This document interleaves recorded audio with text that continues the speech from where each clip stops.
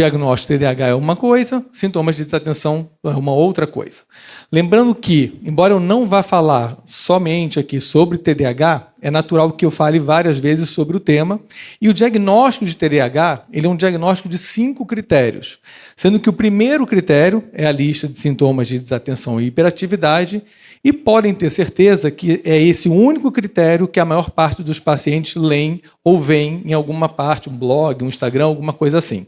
Existem outros 4 critérios importantíssimos e necessários que são fundamentais para o diagnóstico completo.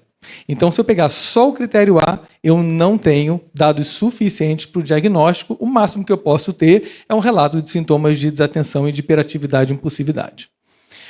Sendo assim, esse é um artigo que foi publicado mais ou menos recentemente, de 2023, que foi um estudo de será que, na verdade, tem desatenção? E qual é o nível de desatenção de vários transtornos psiquiátricos que não TDAH?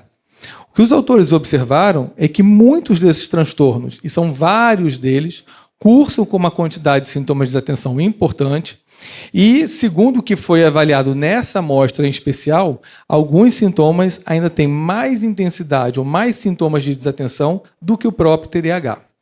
Então, aqui reforça o fato de que nem tudo que leva a desatenção é transtorno de déficit de atenção e hiperatividade. E mais, cuidado com o conceito de comorbidade.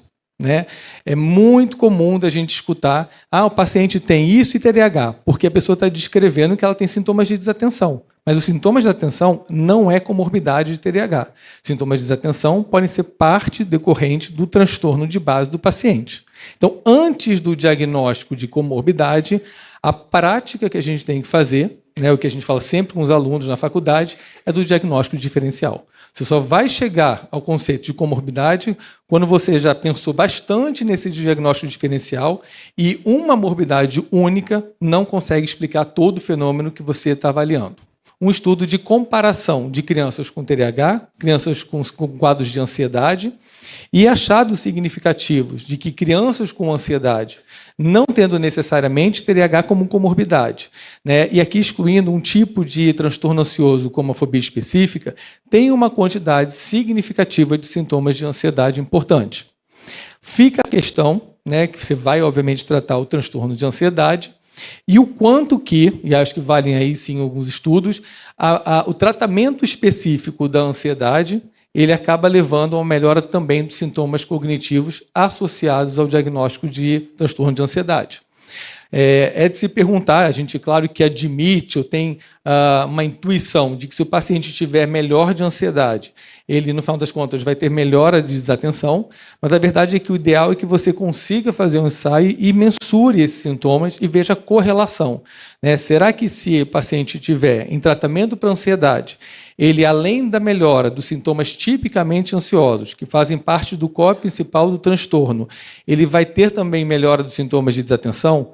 Isso é associado, no primeiro momento, ou é decorrente a uma resposta clínica inicial? Então, tem algumas perguntas que estão em aberto, mas que são muito importantes para a gente voltar à pergunta central proposta.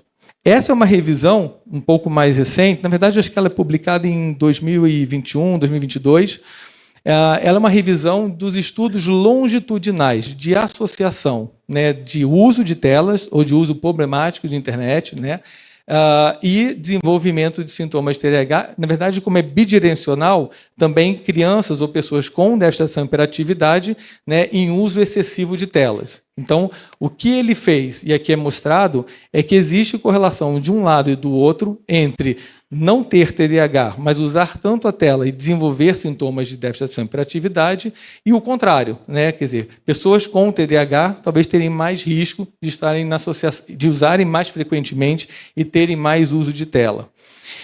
E até do aumento, né, de você ter sintomas de TDAH independentemente, ter o uso de tela e ainda piorar, né, ou tornar ainda mais significativo e mais grave a sintomatologia associada à desatenção.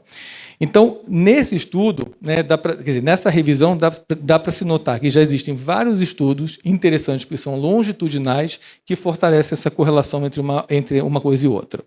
Então, a realidade que a gente tem hoje no consultório é uma realidade onde a gente tem que pensar todas essas questões antes de cravar de cara que o paciente tem TDAH. né? Quer seja avaliando criança, adolescente, quer seja avaliando adulto. Essa evidência é o que veio para responder isso de um grupo brasileiro, mostrando que a prevalência, na verdade, é estável nas últimas 3 décadas, desde que a gente pergunte as mesmas coisas, do mesmo jeito, e que o nosso threshold, nosso limiar, seja igual.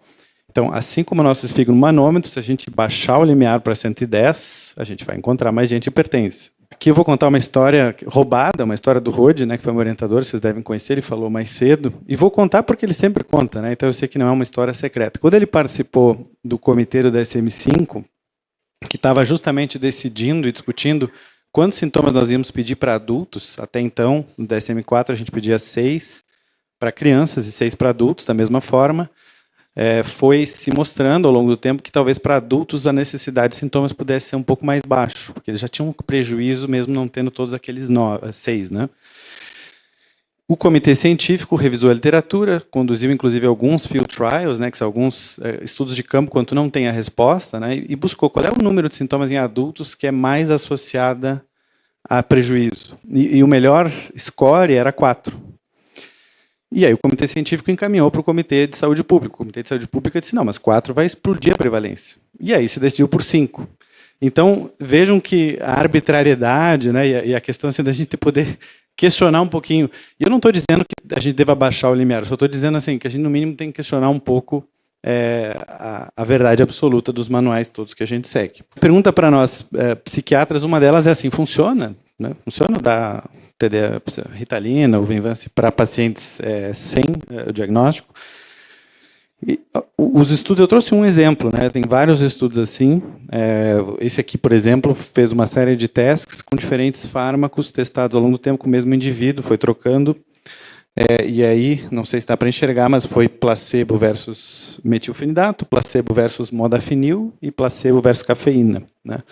E a de cima mostra a memória de trabalho e embaixo a fadiga ao longo do tempo, né?